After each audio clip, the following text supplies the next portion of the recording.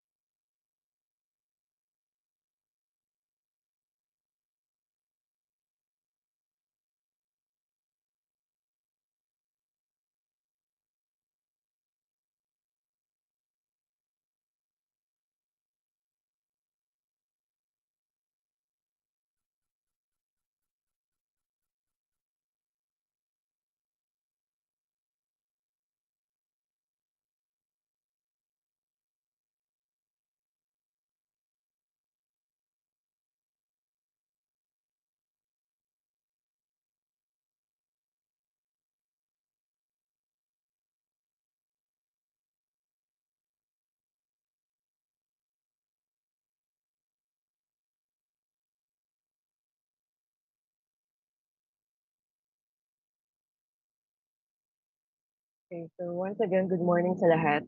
Can I just know if okay naman ba yung sound natin, yung audio? Okay, thank you so much. Salamat. Ayan, so kumusta ang lahat? Sino dito yung nabaha? Meron? Hopefully wala. Sino dito yung nabigla? So, um, hopefully everyone is all well and good and you guys are updated with the news on the weather. So, we'll just try to adjust around it. Lalo na alam naman natin kapag first semester, ang problema natin ay palaging walang pasok due to the habagat season. But as much as possible for this class, since we have 6 hours for 1 week, we'll try to meet at least once, especially kapag sunod-sunod na yung walang pasok. So I've also shared this link to the students who will be adding this class soon. So I guess nandito na din sana sila para hindi na sila mahirapan humabol sa mga susunod na linggo. So for today, we'll just discuss once again our syllabus, and then we'll discuss lecture 1 up until rectifiers, and there will be a brief short quiz later on at the end of the class. So I will not be checking your attendance, but if I do call your name and walang nagre-reply on my end, then you already know what that means. So sige, pwede na siguro tayo magsimula. And I'll just share my screen. So if at any point, hindi na natin marinig yung end ko, just comment or just unmute your mic para malaman ko din agad at hindi ako nagsasalita mag-isa. Ayan. So this is Industrial Electronics, and this syllabus is already uploaded. But I would just like to share some key reference materials that I hope you find on your own. How do I say this? Hanapin nyo na lang ito. If you have Tor or any other browser, all is well and good. So I think what you need is Boylestad, pero at around chapter 11 or 19 onward. Yun yung kailangan. Wait lang. Hindi po kami maka-join. Ganito po nagpapakita kapag pinipindot yung link. Wait lang ha.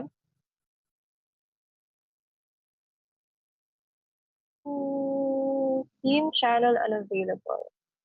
Okay, I'll just reply. Muna.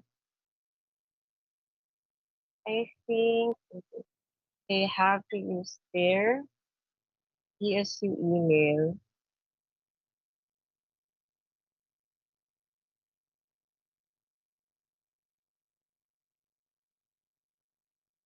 And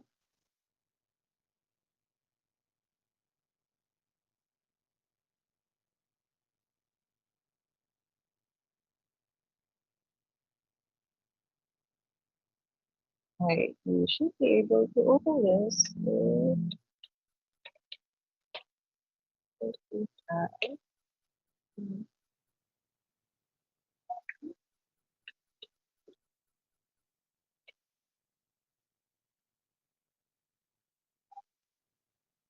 So give me a few minutes.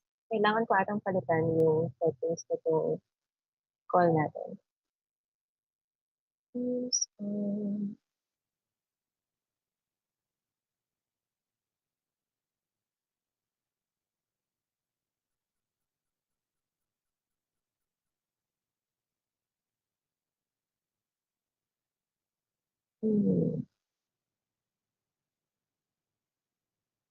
let's see. Yes, meeting options.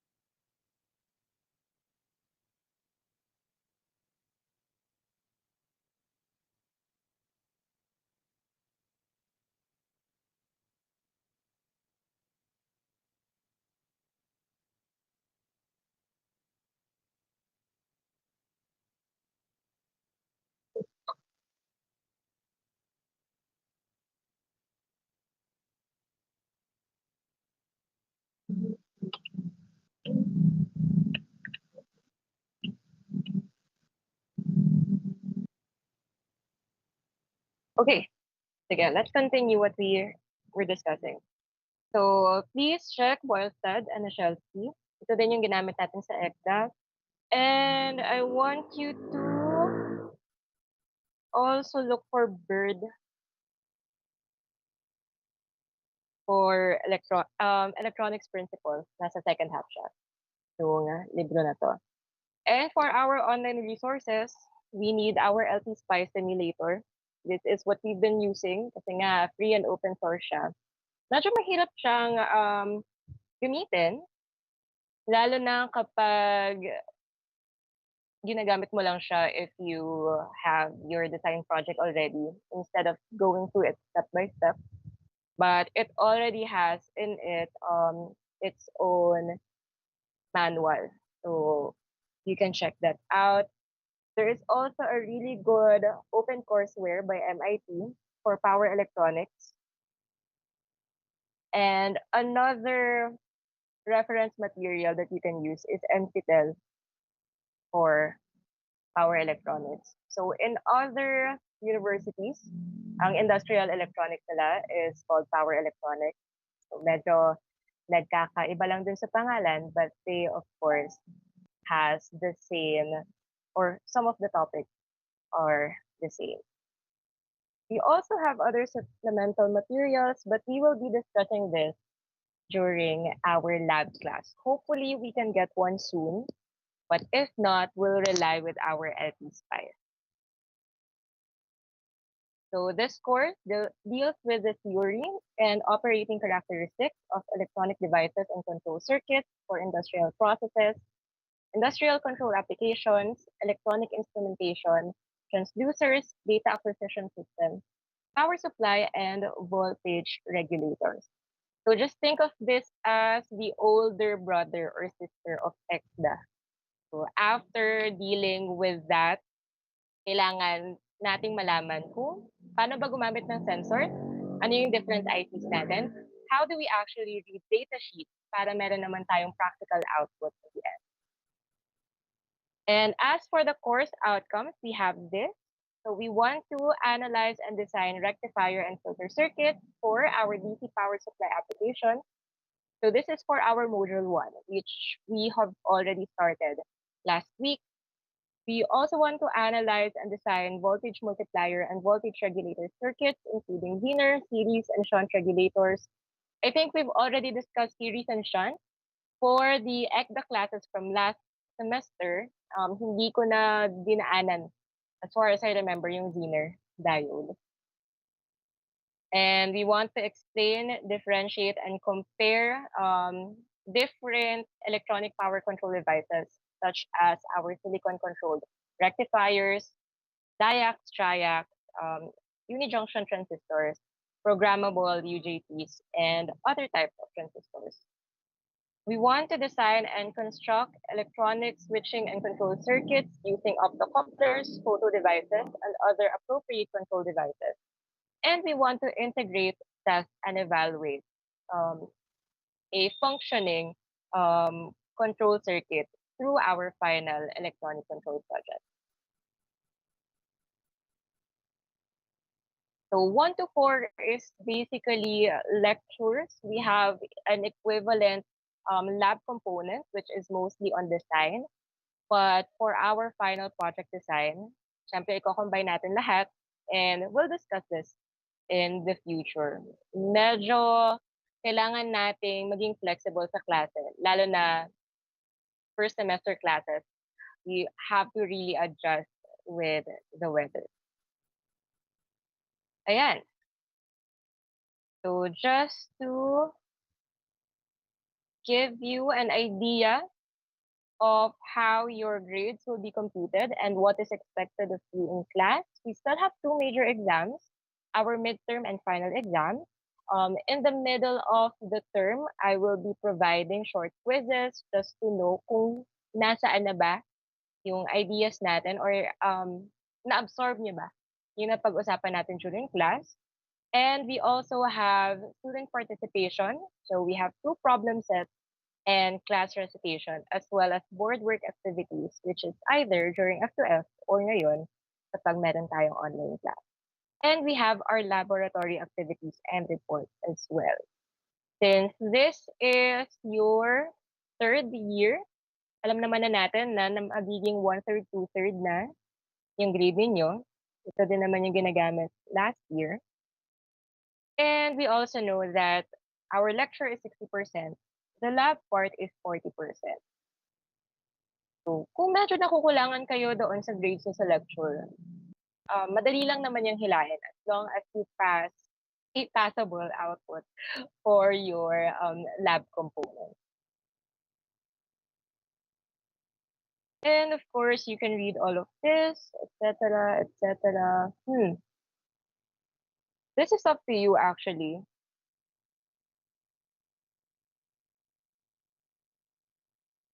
After 8 consecutive absences, siguro ako pa yung magko-consecutive absent kung sakaling maging busy sa work. But as I've said from last week ata, pati sa kabilang class sa logic, I will not be providing a formal attendance for the class, but I am in favor of providing short quizzes during our lecture time. So, kung mabigla kayo o kaya kung wala kayo at that time, then I guess that's the attendance equivalence of your ano ba, yung effort nyo dito sa class natin. Okay. So, are there questions doon sa syllabus? And I think, ayan, nandito na yung ibang mga classmates as well. Questions? No questions? 3, 2, 1, kapag walang naka-unmute. Okay. I guess we can already... Ayan. Meron ba? Yes, ma'am. Meron po. So, ano yan? Ma'am, yung mga hindi po naka-attend, last meeting po ba na face-to-face po, may ginawa po ba kayo, ma'am? Last meeting na face-to-face, wala namang ginawa. Hindi po kami kasi naka-attend doon, ma'am, kasi po meron pa po kami nung removal exam. Removal exam, okay lang naman. Kung wala kayong, or kung hindi nyo na-attendan yung last week's face-to-face, it's fine. Pero meron na akong short quiz. Ay, hindi. Wala pa pala. Oo. Ayun. So, ito pa lang ang start. Meron pa ang ibang question? Wala na? Okay. So, we're good to go. So, we now have power supply as our module 1. And what is this all about ba? Siyempre, alam naman natin that nearly every industrial electronic system depends on a suitable DC supply. Since the electricity delivered to buildings and to communities are AC. So sa lesson na to, what we will follow is the conversion path from the Philippine main supply to a usable DC output. We've discussed this briefly, pero mas maigi nating pag-uusapan ito ngayon. And we will first review our AC source, then we'll study the transformer, and finally, for this hour, we will compare the half wave, bridge full wave, as well as the center tap full wave rectifiers. So, yung filter sa yung voltage regulator natin, makikita natin dito sa overall system. But our main emphasis for now is the source transformer and the rectifier, which is the unfiltered part of our power supply. So, industrial electronics encompasses a wide range of technologies, including sensors, controllers, communication protocols, power electronics, and more. And the primary goals of industrial electronics are to enhance efficiency, reliability, safety, and productivity within industrial operations. Up until you get to your capstone project, you will learn that efficiency, reliability, safety, and productivity are entirely different things. And of course, industrial electronics will help you out with that.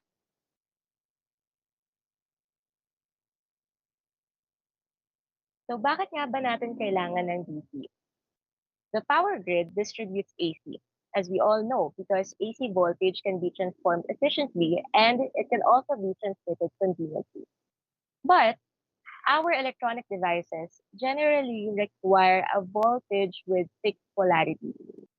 So if we have sensors, microcontrollers, PLC modules, and communication equipment, even with motor control circuits and other monitoring systems, what they need is DC. So the word direct does not automatically mean that it's perfectly smooth. But immediately after rectification, the output is still pulsating DC. Or kung iisipin natin, after ng full wave rectifier, di ba? Parang meron tayong multiple Mach-Bloch curves.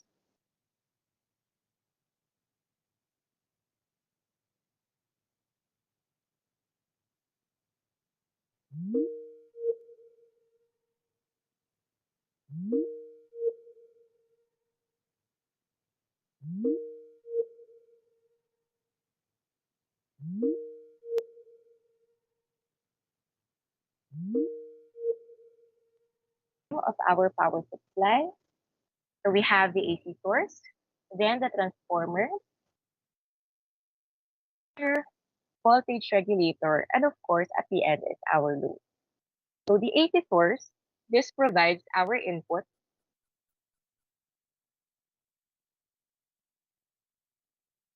Parang nakalimutan ko na magsulat dito. Ayan. Meanwhile, yung transformer natin, it changes the voltage level. And of course, it also adds isolation.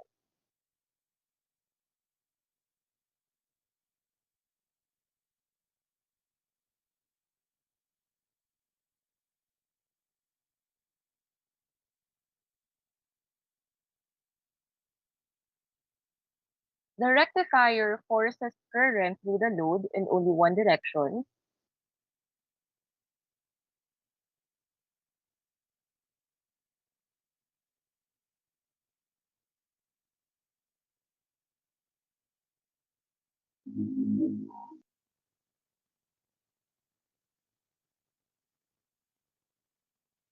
And the voltage regulator holds the output near a desired value, even when our input or our load changes.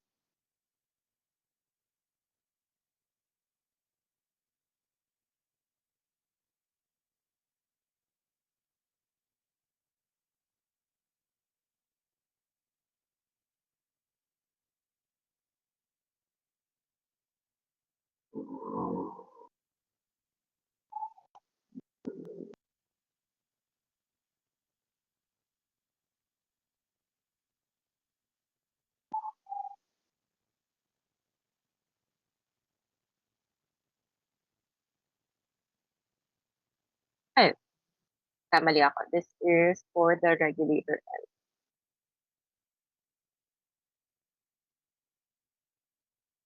Medyo nalagpasan ko sa filter. Ayan. So yung filter natin, this reduces the variation or ripple in our rectified waveform.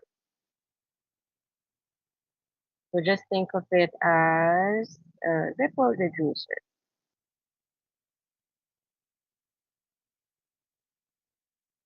Ayan. And finally, after our voltage regulator, we have the load, which is the equipment consuming DC power.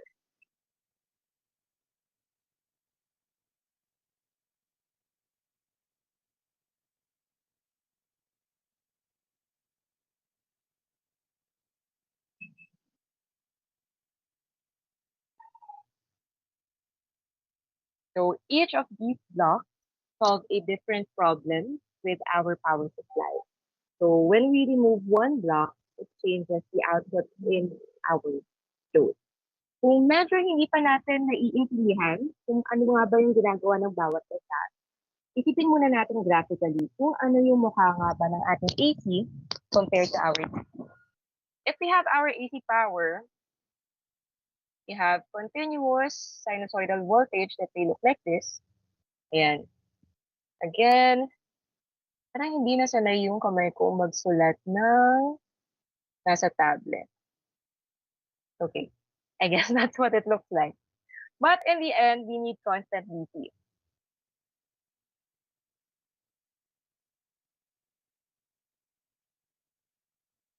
Once again, this is constant DC.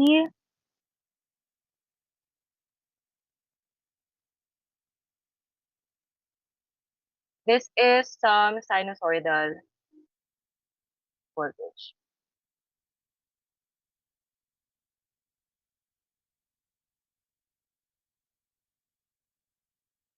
Now, let's replace first this AC. Medyo hindi halata kung kaano nga ba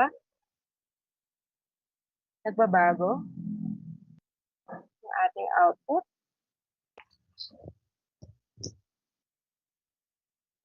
May problema na ba ako sa list? I think so.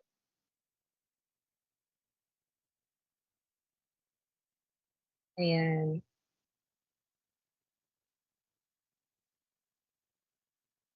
Cool.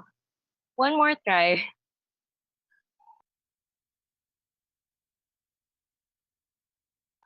Sige, isang cycle na lang ah. Okay. So we have this AC source right here. And usually, our peak voltage is very, very high compared to what we need for our DC power. So what the transformer does is to, of course, reduce our C peak, such that this now turns into something a little bit smaller. So as you can tell, ang nagbago lang ay yung peak natin. Tama? But the frequency remains the same. If this is 60 hertz, then the output of the transformer is a step-down voltage with the same frequency. Now, what happens with our rectifier? Now, our rectifier can work in two different ways. We have our half wave, o kaya meron tayong full wave rectifier. If we use our half wave rectifier, to make this AC unidirectional, we should reflect the negative half cycle upward for a full wave, or simply cut off the negative half cycle for our half wave. So for a half wave rectifier, one cycle will look like that. For a full wave rectifier, we have these two small mounts. Now, after that, what does a filter do? The simplest filter that we can use is our capacitor. Since the capacitor will discharge upon seeing a high voltage, and it will discharge kapag bumababa na yung voltahe natin, if we make another cycle here, if we add this 2, what our filter does is it kind of smoothens out our peaks, but it will have a different result if we compare our half wave compared to the full wave. So for our half wave rectifier, this will look like this. This will follow that through. But for a full wave, since mas malalapit yung peaks niya, medyo, it looks a little bit smoother compared to its half wave counterpart.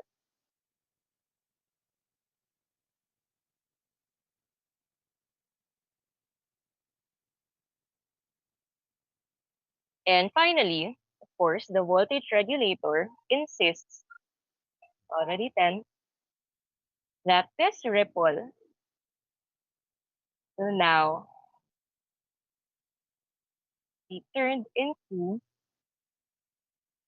our. It tells us that there is some portion of a ripple, but since we don't want that, we will regulate at a certain percentage of our peak upward and peak to the back. So that is how we go from our AC source up until our load with or which consumes our DC power. So hopefully, even if it's just a brief idea kung paano siya gumagana, iintindihan na natin later on how every equation works to get from point 1 to point 6. Now let's start off with our AC power supply. So yung starting point natin is the nominal Philippine low voltage supply. We have 230 volts RMS, 60 hertz sinusoidal AC.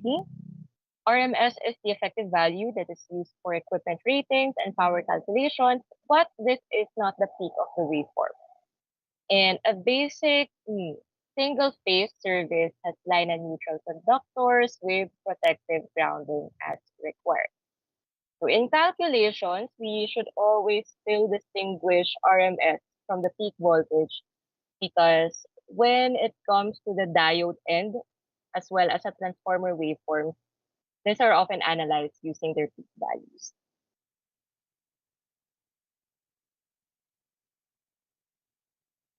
I hope you already saw this and hindi tayo mahirapan para malaman ang sagot. So the source that we have right now is described as our standard form, P of T,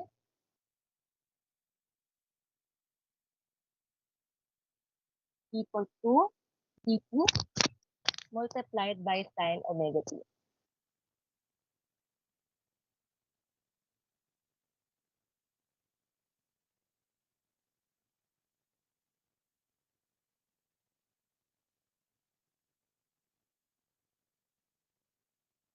So a laboratory power supply is connected to the Philippine nominal unit supply, which is given below.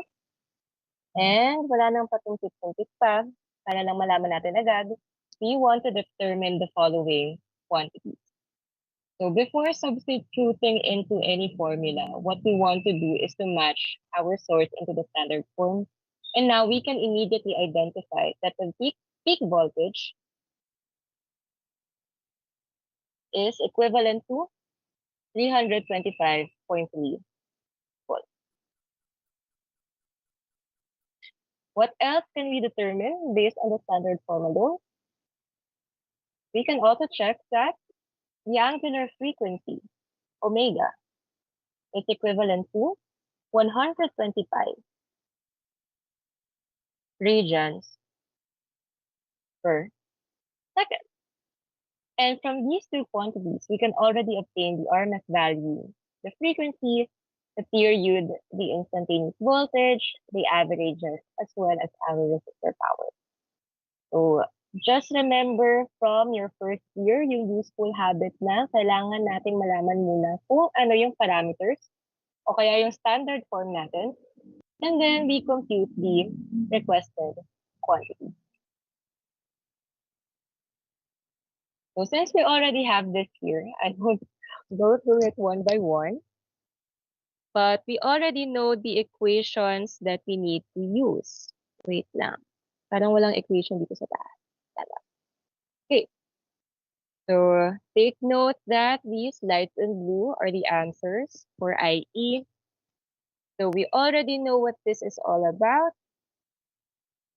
Nabigay na siya ng ating standard form. And as well as our angular frequency right here. How about the rest? We also remember that peak-to-peak voltage is simply twice of our peak voltage. So this is now 650.6 volts. Next quantity that we have to remember, what is our RMS voltage? Yung RMS voltage natin is of course less than our peak voltage, and that is because it is the ratio of the peak and square root of 2, which we now have 230 volts. And if we already got our angular frequency, ano ang kailangan natin gawin? We will multiply, or we will actually divide our omega with 2 pi pertaining to the full cycle. So we have 120 pi over 2 pi. This is now 60 hertz. And finally, for the period, this is just 1 over our frequency.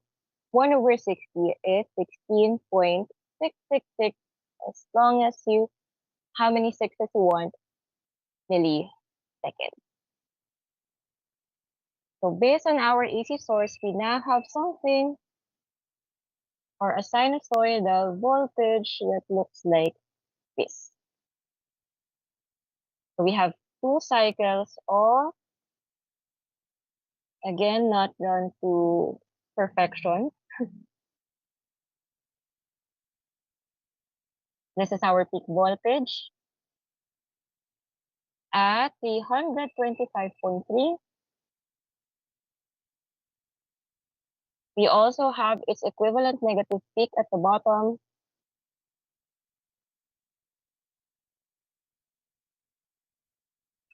And the difference of the two, of course, is twice its value,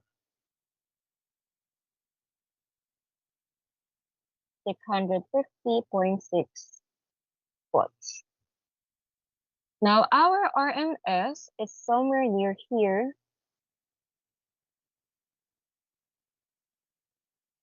And that is our 230 volts RMS.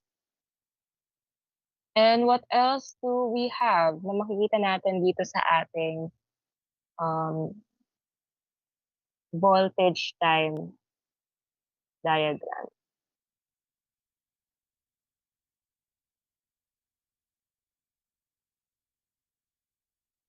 We also have, of course, our 1 period of this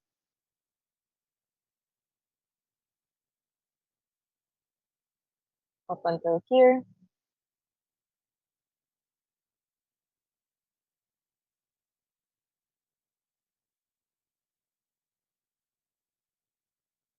And this is 1 period pertaining to 1 cycle of our sinusoidal waveform.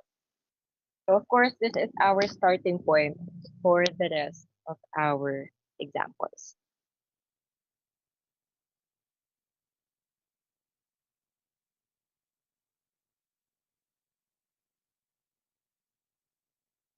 There are still some questions that need to be answered. We also want to determine the instantaneous voltage at a certain time t at 2 milliseconds.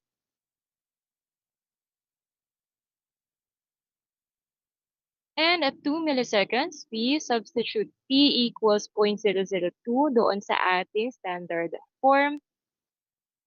And we have 120 pi times 0.002, 0.24 pi radians. So let me just remove this period at the front. So this is approximately 222.7 volts. And if we look here, natapos na siya ng 16.667. Medyo maliit lang.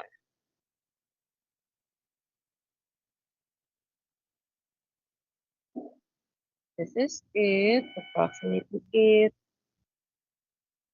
This is around 4. So somewhere here. Or mas mababa pa.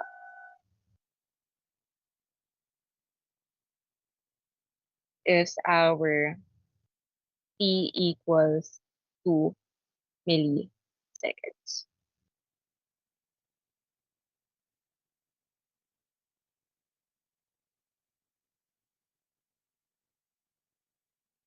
Now, what is the average voltage over 1 complete cycle?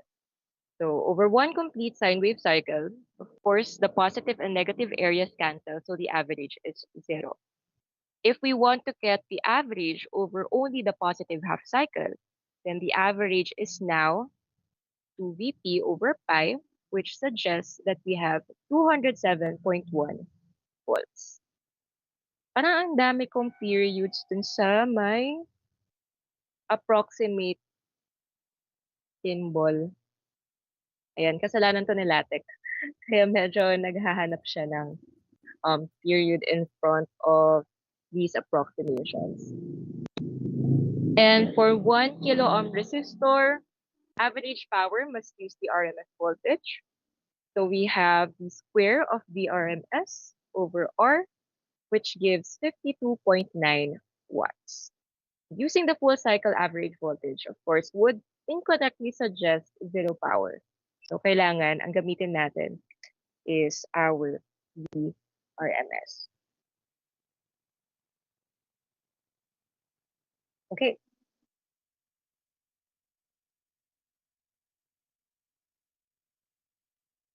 Anything else for this slide? I guess not. So, medyo nilalapag lang naman natin yung foundation of the rest of our power supply. But the discussion is similar to the introduction of COEX and of course of sine wave. So, wala namang nagbabago doon sa ating equations that we're using. So if there are no more questions with our power supply, I guess we can move on into part 2 of our power supply, which is the transformer. What the transformer does is it steps the AC voltage down to the level required by the rectifier. If we have an ideal transformer, the voltage ratio equals the turns ratio. So we have Vp over Vs is equal to Np over Ns, wherein Vp and Vs are the primary and secondary RMS voltage, and yung N sub P and N sub S, these are the number of turns at the primary and the secondary. The current changes inversely with turns. So instead of our initial ratio right here, what we have right now is IP over IS is equal to NS over N.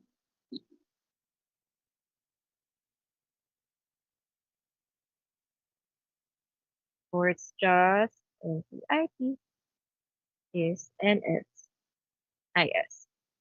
So those two are slightly different. Just remember relationships 1 and 2. The volt ampere rating, which is S, equals the product of our Vs and Is, and it describes the transformer's apparent power capacity. And as I've said, the transformer changes voltage and current levels, but it does not change the frequency. So if we have a 60 hertz at the primary, this also produces 60 hertz at the secondary. So if we want to add the frequency, the primary is also the frequency at the secondary. So now let's use this transformer relationships and let's see what we have right now. The 230 volt RMS 60 Hz Philippine AC is connected to the primary winding of an ideal step-down transformer. The transformer must provide 15 volts RMS to a rectifier circuit. The primary winding has 2300 turns and the transformer is rated at 15 volt amperes. We want to find out the following: the voltage ratio, turns ratio, number of secondary turns, and so on and so forth. So how do we answer the following? Wait lang. Parang na-delete ko yung slides with the formula. But we can answer this as is. Sure. Okay. So let's start with determining the transformer voltage ratio. What is our VRMS at the primary? We have 230 volts RMS. What do we want at the secondary? We have 15 volts RMS. Therefore, our transformer voltage ratio is just the ratio of 230 and 15, which is 15.33, or 15.33 is to 1. Now, how about our turns ratio? The primary winding has 2300 turns. Pero, ang hinahanap natin ngayon ay ang secondary turns natin na hindi pa naman na ibibigay. No problem. But we also know that the transformer relationship, or based on the transformer relationship, the voltage ratio is equivalent to our turns ratio. So these two must be the same. Now we can now determine the number of secondary turns. If we already have 1 and 2, and using the relationship of voltage at the primary over voltage at the secondary is equivalent to the number of turns at the primary over the number of turns at the secondary. Our equation for the number of secondary turns is now the number of turns at the primary multiplied by the voltage at the secondary divided by the voltage at the primary. So this is 2300 multiplied by 15 over 230. So that means at the secondary, we have 150 turns. This is not as fascinating of a lecture kasi nandito na sa slides yung mga kasagutan natin. But let's just get through it. And next, what else do we want to determine? So the voltages that are given are in RMS, but we want to determine the peak secondary voltage. So since our secondary or since our peak voltage is square root of 2 multiplied by VRMS, we'll just multiply square root of 2 times 15. We have 21.21 volts. Ano yung peak ni primary? Ito na yung nasa unang question natin. This is around 325 volts. And as we've said, the secondary frequency will not change or is unchanged. So this is still 60 hertz. So nothing new, nothing old. If you know your transformers, then this is easy to answer. Now let's continue. We already have our peak secondary voltage. What we are looking for right now is the ideal primary current at full load. So how do we get our primary current? We have our 15 volt amp rating. So we divide that with our primary voltage, 15 over 230 volts RMS. That means we have 65.2 milliamps. Now, how about the load resistance that would draw the rated secondary current?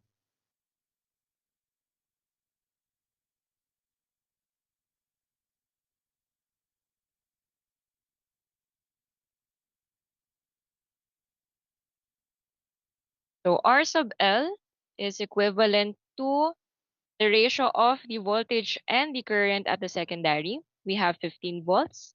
We have 1 ampere. Wait lang. Nasaan ang ating 1 ampere? So wala pa tayong maximum rated secondary current. So since we have 15 volt ampere, you also want to get our IS. This is also VSIS.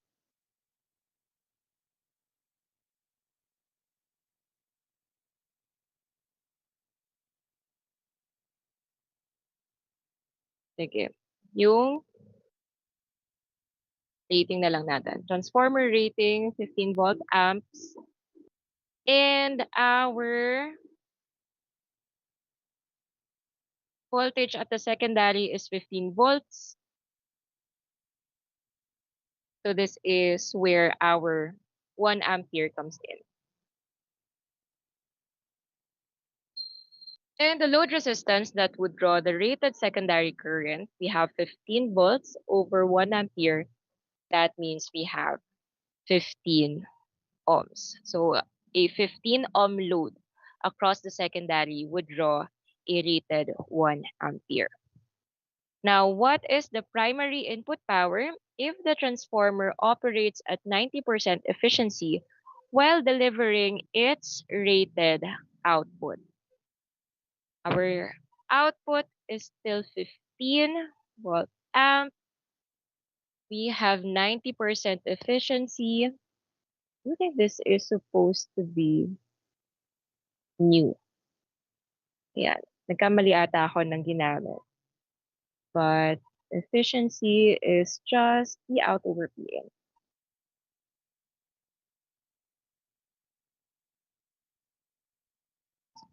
So assuming unity power factor, that means we have 15 divided by 0.90.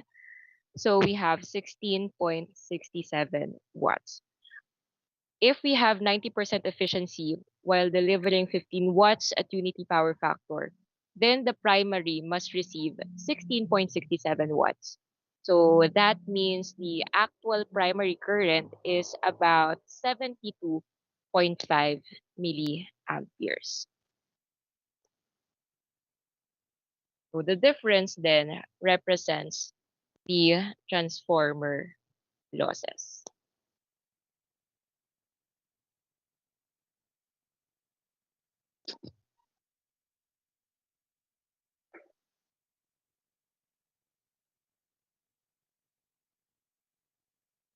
Again, hopefully everyone can follow, or kung hindi sa ngayon, please absorb this through on your own.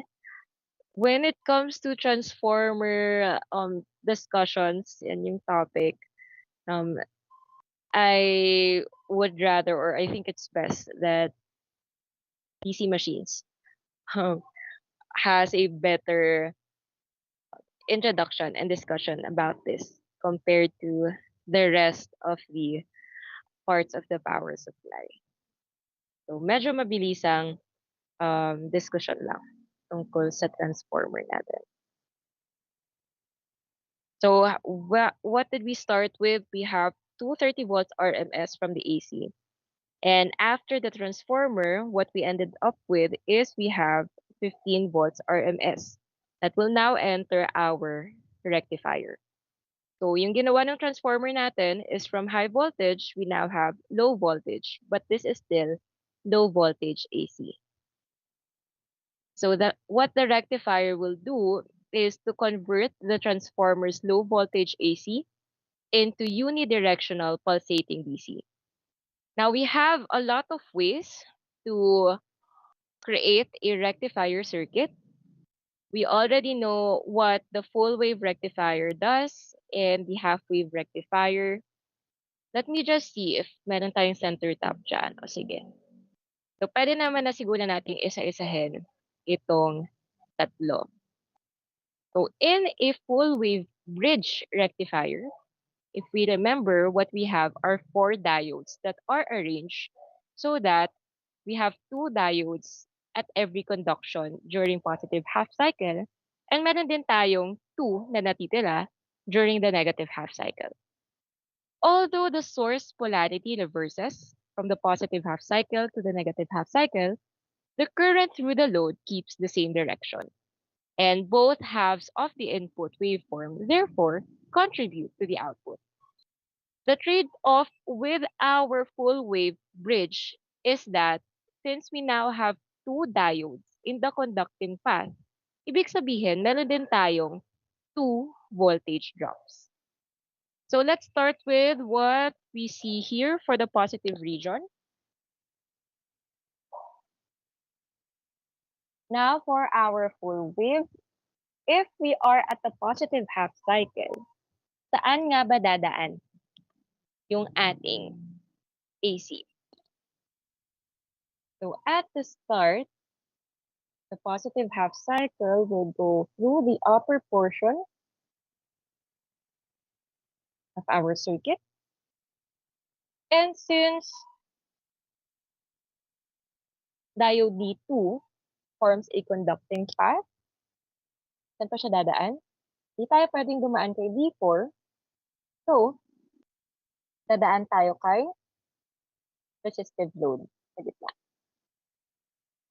After that resistive load, we have another conducting path in the form of diode D3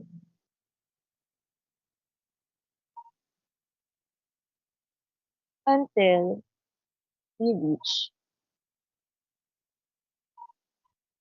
the negative terminal.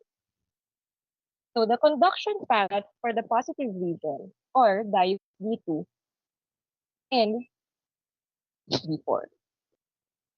So that means we have to add, if we were using, say, a silicon diode with a forward voltage drop of 0.7 volts, yung forward voltage drop, dahil sa dalawang diode na to, ay magiging 1.4 volts. In the same manner, if we are at the negative half cycle, we'll start on the other end. We can still use this now. We'll go through D4. Then our resistive load.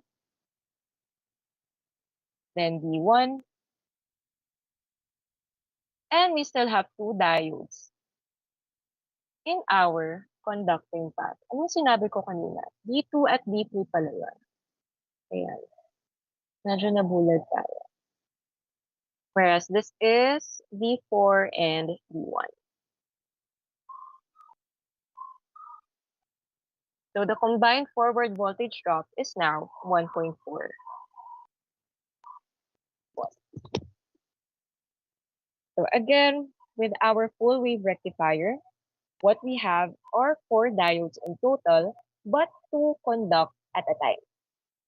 Both input cycles or both input half cycles are used with our full wave bridge rectifier. And ano pa bang anything else that we need to remember? Well, yung load current natin, the direction stays the same. So what are things to remember with our full wave rectifier? So for an ideal full wave rectified sine wave, the average output is 2 over pi or 2 Vp over pi. And the RMS output is Vp over square root of 2. Divide these voltages by the load resistance, and then you obtain your DC and your RMS load currents as well. Because we have two output pulses that occur for every input cycle, then that means the ripple frequency is now 2 times the line frequency. We also have this ripple factor and rectification efficiency. Pero sa ngayon, i-accept lang muna natin as is. The unrippled or the unfiltered ripple factor for a full wave bridge rectifier is 0.482. The maximum theoretical rectification efficiency is 81.2%.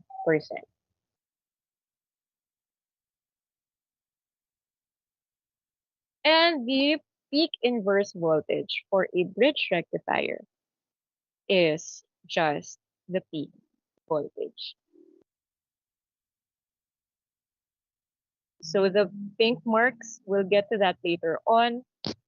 But how does this work? Dahil meron tayong full wave, ibig sabihin, yung wave natin at the negative half cycle is reflected upward. So initially, this is one period with time t. But since we are using our full wave rectifier, That means we still retain what we have at the positive half cycle. We copy off the negative half cycle upward. So what happens now? This period is now T over 2. So if we get our frequency, we have initial frequency F is 1 over T.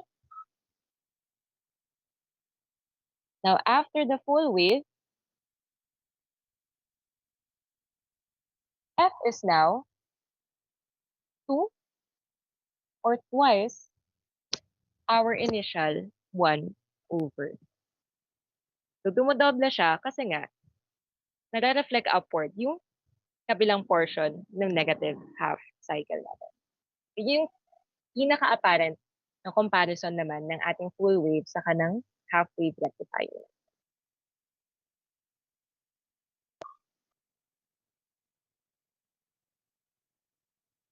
And what about our half wave rectifier? So with this one, instead of having 4 diodes, we now have one single diode. And during the half cycle that forward biases the diode, current flows through that load. Pero on the opposite half cycle, of course, our diode is now open and the output is essentially 0. So what that means is that still, yung load current natin, it remains unidirectional. Pero half of the input waveform is already distorted. That is why the output contains large gaps and why the circuit produces a lower average DC value compared to our full wave circuit. So let's just go through our half wave. We have our diode on top. And during the positive half cycle, this is now a close.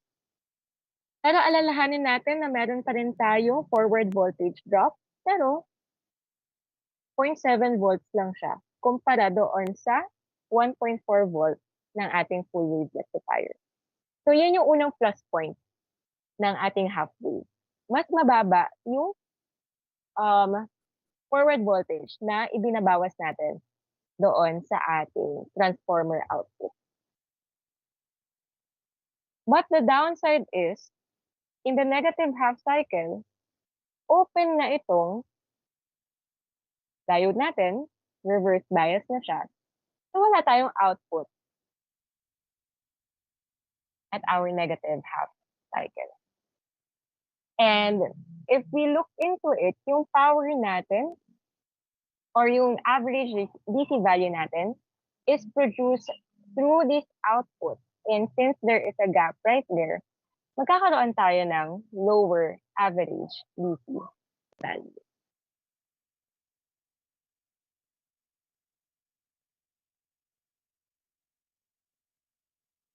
So for an ideal half-wave rectified sine wave, the average output is now Vp over pi, and the RMS output is Vp over 2.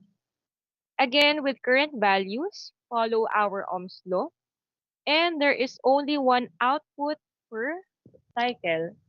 So if we have 60 Hertz in the transformer output, it's still 60 Hertz in the rectifier output.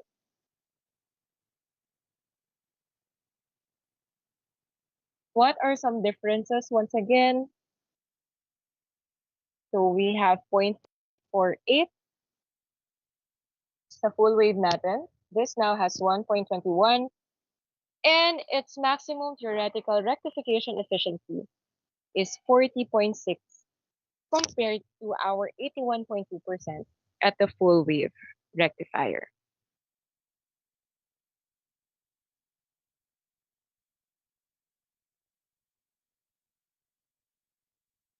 And we have one more. I don't think we've discussed this during ECDA. So this is something new. This is our center tapped full wave rectifier. What this has is that it uses a transformer secondary divided into two equal halves, and we also have two diodes. On one half of the cycle, one end of the winding is positive relative to the center tap. And thus, its diode conducts. Sa next half naman ng cycle, the other end becomes positive and the other diode conducts. So the load current still has the same direction during both intervals, but instead of our full wave bridge, isa lang yung diode at the conducting path at a certain half cycle.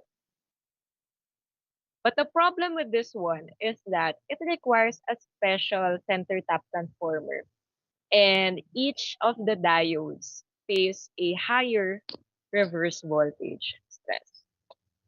So on the positive half cycle, the diode on top is conducting, therefore this is closed, but the other region is open, so dito lang dadaan. And on the negative half cycle, the diode on top is open, the diode at the bottom is closed, so the diode at the bottom is conducting, therefore it still produces our full wave waveform.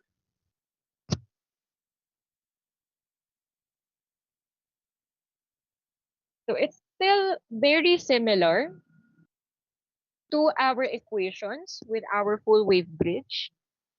The difference would be the forward voltage drop. It's a single diode conducting path compared to our double diode conducting path doon sa bridge natin. Ano pa ba ang pagkakaiba ng dalawa? We still have the same unrippled or unfiltered ripple factor. The maximum theoretical rectification efficiency is still the same. But there is a difference in how our transformer is connected. So makikita naman natin yan maya-maya.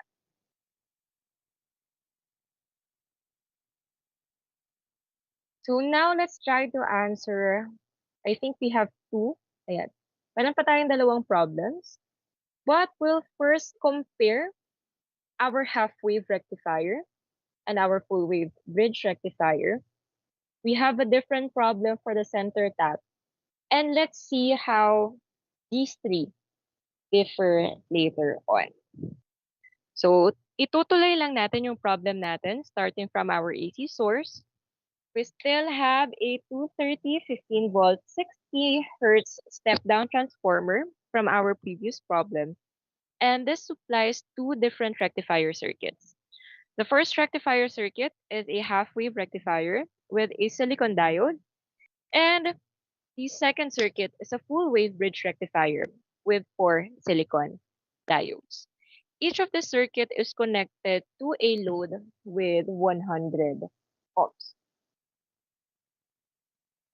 And what we want to compare are the following quantities: the peak transformer secondary voltage, the peak output voltage, average or DC output voltage, and up until the DC power delivered to the load. So let's see. And let's assume that we still have our constant forward voltage drop of 0.7 volts. Kapag ginawa kasi natin na 0 volts siya, walang difference na makikita doon sa ating transformer secondary voltage for both. So what is our peak transformer secondary voltage? We already computed this from earlier. So we have 15 volts RMS multiplied by square root of 2.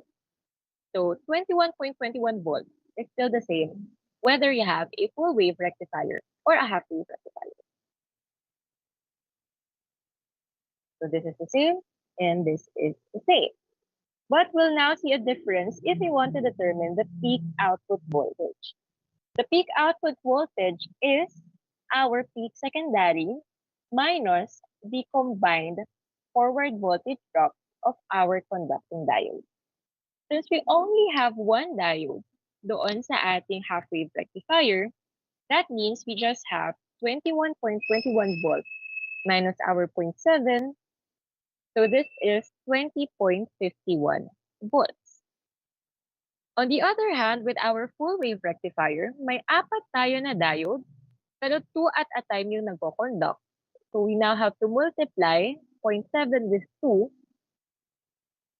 And this is now 21.21 minus 1.4. So mas mababa yung peak output voltage ng full-wave rectifier natin kumpara sa half-wave rectifier. How will that make a big difference? Or is that a big difference later on? Well, not a big difference. Mas malaki pa rin yung output ni full-wave. But we shall see how that affects the performance of our rectifiers. Now let's see what is our average or DC output voltage. Our DC output voltage for our half-wave rectifier is V peak over pi, whereas yung DC output voltage sa full wave is twice Vp over pi. So if we have 20.51 for our half-wave rectifier, ang makukuha nating average voltage is 6.52 volts. But if we go into our full-wave rectifier, since we have a multiplier 2, kahit mas mababa si 19.81, of course, we will have a larger average output voltage for the full-wave rectifier. So, hopefully, ito yung magiging intuition ninyo sa mga susunod na problems with our power supply. You have to predict first before calculating. I-expect nyo na that the bridge gives more DC, even if you have the same transformer output. Let's continue. What is our RMS output voltage? For our half-wave rectifier, this is 10.26 volts. Whereas the RMS output voltage for our full-wave rectifier is 14.01 volts. You can go back to the equations. Y is 1 over 2, yung isa over square root of 2, para lang maalala ninyo kung paano ba kunin yung ating mga formulas. And for the average load current and RMS load current, we'll simply use our Ohm's law, divide both by 100 ohms. We have 65.3 milliamps for our average load current and 102.6 milliamps for the RMS load current of our half-wave rectifier. But we have a larger average load current and RMS load current in the form of 126.1 milliamps and 140.1 milliamps for our full wave rectifier. Now, what else do we want to know? Ano nga ba yung ripple frequency ng dalawa? We started with 60 Hz from the AC source. It doesn't change when it gets to the transformer. It's still 60 Hz. Kapag papasok sa half-wave rectifier, hindi pa rin siya magbabago. We still have 60 Hz as our ripple frequency. On the other end, 60 Hz AC, 60 Hz at the transformer, it becomes 120 Hz after our full wave rectifier. And as you can tell, this is now what the ripple factor is. It's the square root of the difference of the square of VRMS over VDC minus 1. And this will not change whether we have different values for the RMS and for the DC. So this will remain the same. It's always 121% for a half-wave rectifier. And it's always 48.3% for our full-wave rectifier. This is how we will determine kung ano yung mas madaling smoothen out o hindi. Ang ibig sabihin ng 121% ripple factor ay mas malaki yung ripples na makukuha mo after you use your half-wave rectifier. Mas maliit naman yung ripple no output waveform mo kapag meron kang full wave rectifier. Kapag mas maliit yung ripples, ibig sabihin mas madali mo na lang siyang smoothen out into DC. Pero, mas mahihirapan ka kung napakalaki ng ripples na makikita mo sa half-wave rectifier natin. So, as you can tell, based on this alone, ano yung mas magandang gamitin kapag gusto natin ng constant DC output? Of course, it will be a full wave rectifier. You already have a larger output voltage. You will also get a simpler smoothing at the end of our filter since we have smaller ripples. But the upside of half-wave rectifiers is its simplicity. Kailangan mo lang isang diode eh. You're already good to go. You can already place that directly into your load if you have unfiltered power supply. But for the rest, if you want better DC smoothing, if you want higher output voltage for the same transformer output or for the same rectifier input, that's better. Then, it is preferable that you use a full wave rectifier. And for the DC powered to the load, since we have higher DC voltage on our full wave rectifier, if we use VDC squared over RL, then we have around, what's this? 4 times of DC power on the full wave rectifier compared to our half wave rectifier. So, this is around 1.6 already. Meron tayong 0.4 watts sa half wave. So, 4x is already big of a difference. So when it comes to our computations, I leave this up to you. But hopefully the intuition will stick. Again, full wave has higher output, higher ripple frequency, lower ripple factor. The half wave rectifier natin, lower output, lower ripple frequency. Kasi nga, di siya nagbabago. Pero, mas mataas yung ating ripple factor. Now, let's quickly answer this one, yung ating center tap transformer. And, okay.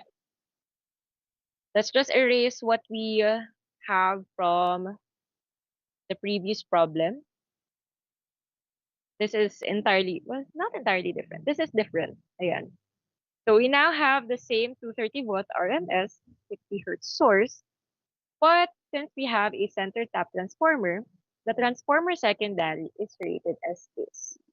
The 15, 0, 15 volt RMS. So the primary winding has 2300 turns.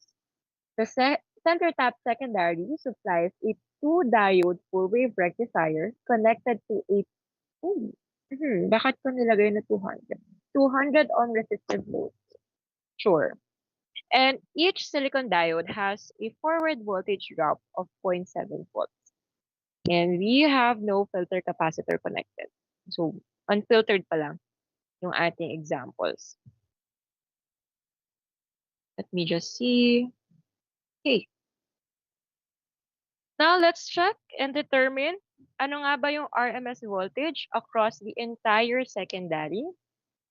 Since its rating is this, then that means we have 15 volts plus 15 volts. This is now 30 volts RMS. Kanina, 15 volts RMS lang yung example natin sa 1 and 2 half. Okay. Now, what are the number of turns in each half of the secondary? We will still get the same answer from, I think yung nasa transformer slide tayo kanina.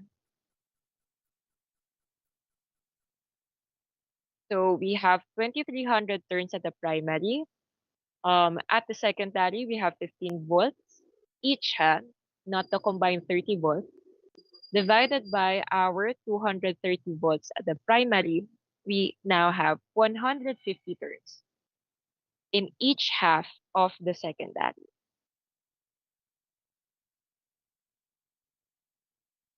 So in total, the total number of secondary turns is now 300 turns.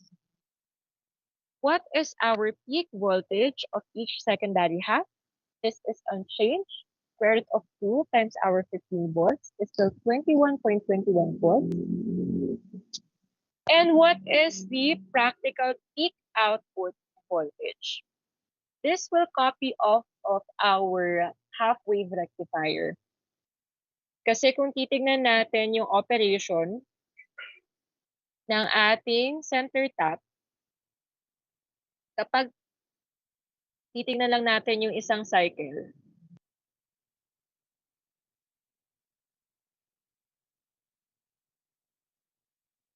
para lang siyang pinag-combine na magkabaliktad na half-wave rectifier. So there is still one conducting diode at each path. Pero in total, meron tayong 2 diodes. Sa half-wave rectifier naman natin, we have one conducting diode for one path. In total, we have 1 diode. So the forward voltage drop is now 21.21 volts minus our 0.7 volts. This is 20.51 volts. Now, what is our average output voltage? Ang pinagkaiba lang ng dalawa, wag muna natin titignan si ideal. Since di naman natin tinignan yung ideal average output voltage ng ating half-wave sa full wave rectifier. So for the practical average output voltage, this is now larger than our full wave bridge. We have 2 times 20.51 over pi, which is 13.06 volts. And our practical output voltage. Bakit hindi practical output? See out RMS practical.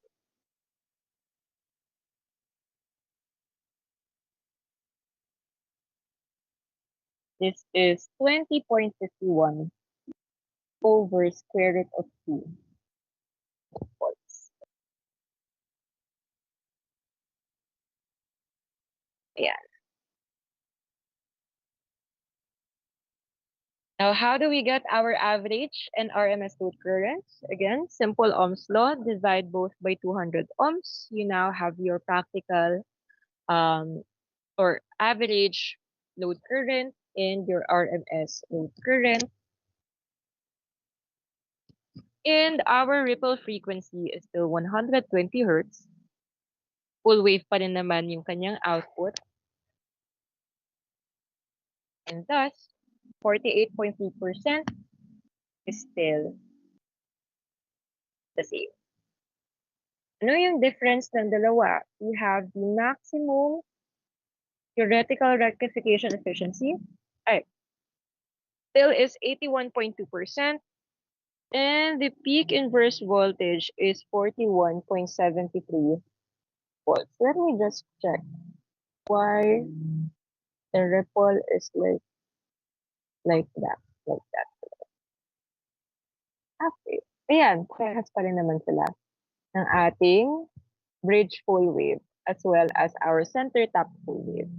81.2% efficiency, 48.2% ripple factor.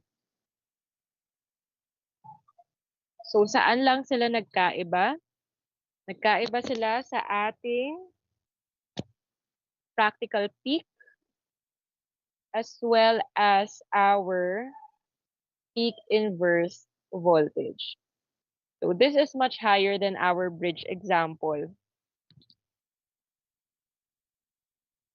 Since yung bridge natin, it's just what we have with the bridge.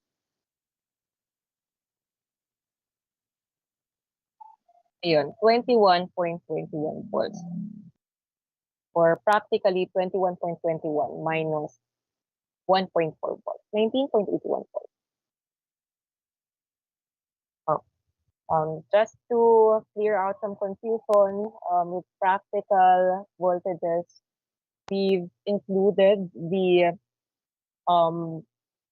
forward voltage drops of the diodes. Ideally, syempre, open and close lang siya. So, 0 volts yung magiging forward voltage drop niya. Yun lamang yun.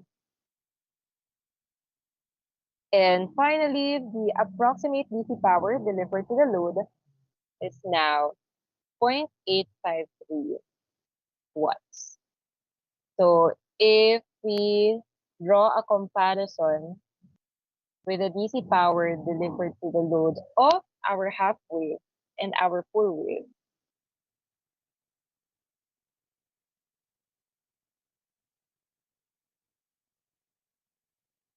I don't think we have a similar comparison kasi 200 ohms pala itong isa. So that means parehas din pala ang makukuha nating, tama ba? If we have 13.06 over 100. Wait lang ha, 13.06. Dapat pala talaga nag-100 ohm resistive load ako dito. Sige, let me just redo this. Hindi ko na lang muna i-compare. But if we have 13.06 squared over 100 ohms, syempre mas malaki yung center tap full wave natin. But I haven't checked if there are other changes that I have to take note of or see resistive load lang.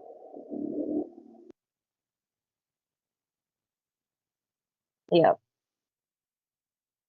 So, if we replace the 200 ohm resistive load to 100 ohms and retaining our equation for the ideal or the DC power pala, the approximate DC power delivered to the load, our center tap full wave will have a larger output compared to our bridge full wave. Yeah. But I don't have my calculator with me. But yes, ayun. Okay. Other slides? I guess not. So let's just make a synthesis out of these three. If we compare each of the three, ang una nating makikita siguro ay yung topology ng tatlo. Yung number of diodes ng ating half wave is just 1. For a bridge full wave, it's 4 total with 2 conducting diodes each. For our center tap full wave, we have 2 total diodes, number of diodes, with 1 conducting diode for each path. And for the transformer that we're using, both the half wave and the bridge full wave use an ordinary secondary transformer. On the other hand, we will have issues and concerns with the special center tap secondary requirement of our CT full wave.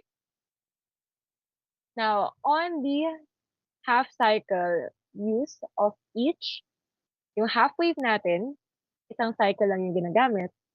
Yung full wave natin na dalawa, both half cycles produce an output. With conducting drop, si half wave at the center tap ay parehas na merong 1 multiplied by the voltage diode forward conducting drop. Pero yung bridge full wave natin ay merong 2 times our 0.7. Dito pala pumapasok yung bakit mas malaki yung approximate DC power delivered to the load ng ating power supply. Yeah. I'll write this later on. Now, for the ripple frequency, the half wave is similar to the ripple frequency of our transformer and AC source. Both full wave bridge and full wave center tap has twice the frequency of our secondary or of our transformer and AC source. For the unfiltered ripple factor, we have 121% for the half wave, 48.2% for the full wave, 48.2% for center tap. Therefore, this is easier to smoothen out. And for our peak inverse voltage per diode, we have about the same as the peak output voltage for half wave, about the same for the peak output voltage for the bridge full wave, but we have twice our V peak for the center tap full wave. So all in all, just compare the three based on our output. But if our goal is to make the smallest possible circuit, then that means the half wave rectifier wins. Pero its disadvantage is that one, we have low output, and two, this is highly pulsating. Mahirap siyang i-filter. Now, if your goal is to create a practical full wave supply using a standard transformer, then the bridge rectifier is usually preferred. Because one, it completes the secondary in both half cycles, and it also keeps our diode peak inverse voltage rating relatively low. But ano kaya ang upside ng ating center tap? Let me think. Kung gusto niyong pahirapan yung sarili niyo. Hindi, joke. If your goal is to reduce the conducting diode drop and also use both of the half cycles of the transformer, then that means center tap is your option. Kasi nga, ang makukuha mo ay minus 0.7 lang compared to our full wave bridge na minus 1.4. But at the same time, you can use both positive and negative half cycles of the output of your transformer. Therefore, yung best circuit that we can use is not chosen just by the diode count alone. We also have to compare the DC output that we need, the ripple frequency, the filter that we can use also, yung transformer requirement, whether we are using just a simple standard secondary transformer or we can use a special center tap transformer. And we also have to check what the load demands. So I guess it's already 11 and I think meron na kayong nakuhang notification for an assignment. So sakto, ayan. So as I've said kanina, we will have a short quiz. So this is very, very simple. What you have right there, let me just open it on my end. Yan, nawawala na siya. Buksan ko na lang dito sa ating Teams. Where is Teams?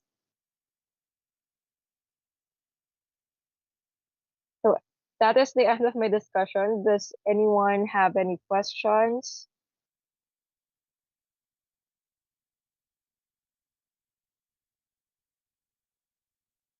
But for your short quiz right now, this is due 12 noon.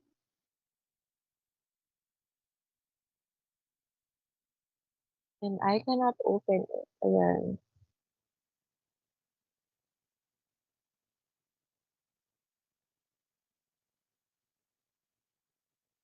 Okay. So once again, do this on your own and do it independently. Of course, the given is dependent on your student numbers. Merong magkakapareha, of course. Pero sana naman ay gawin natin ng mag-isa. Each of your excess at the end of your student number, the last four digits, represent a different digit from your student number. And what we want is to get the peak-to-peak voltage, which is 640 plus value D, wherein D is the sum of the last four digits of your student number. So, for example, ako, ang student number ko ay 21UR1234. Ibig sabihin, ang aking peak-to-peak voltage are 640 540 plus 1 plus 2 plus 3 plus 4. We have 650 volts. Now, the sinusoidal AC source has a frequency of 60 hertz. And we want to determine the following. So since this is already 11:06, I think I leave you guys. Please upload ahead of time before 12 para siguradong ma-upload. And magkita-kita tayo next week. Hopefully, mas okay na ang weather around that time. Other questions from the class? No more questions? Okay, for these students na wala pa dito sa Teams natin, i-upload ko na lang yung ating quiz doon sa Gmail chat and you can email me personally. Okay? So, see you guys next time. Ay, meron pa nag-raise hand. Yes. Yes? Ma'am, nasagot na po, ma'am. Nasagot na. Ayun. Sige. Doon ko na lang kayo kakausapin. For the rest, we're all good. See you guys next time. Stay safe. And happy lunch. Thank you. Thank you, ma'am. Thank you.